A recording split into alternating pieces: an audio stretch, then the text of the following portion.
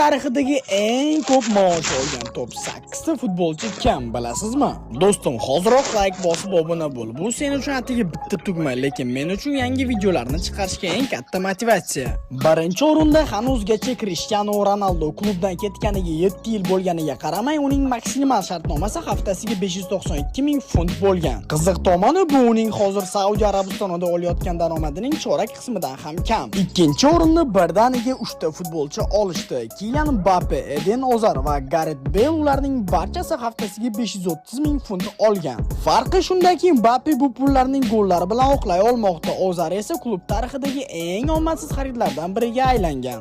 5-o'rinda Vinicius Junior u haftasiga 424 ming funt oladi. Ammo Xabi Alonso bilan keskinlik fonida yangi shartnoma bo'yicha muzokaralar murakkablashib bormoqda. Keyingi o'rinlarda Kroos, Marcelo va Ramos ularning har biri 414 ming funtdan olgan. Qolaversa, Marcelo va Ramos bu pulni o'z davrining yakunida olgan edi. Real Madrid